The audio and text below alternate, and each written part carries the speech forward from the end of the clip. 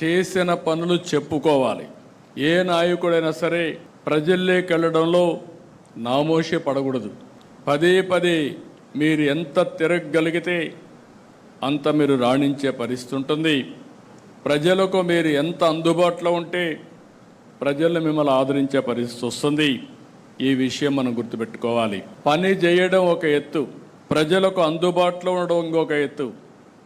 మనం చేసిన పనులు పదే పదే ప్రజలకు చెప్పడం కూడా ఇంకొక విధానం. అదే సమయంలో కొన్ని పనులు కాకపోతే ఎందుకు కాలేదో చెప్పడం కూడా మన బాధ్యత.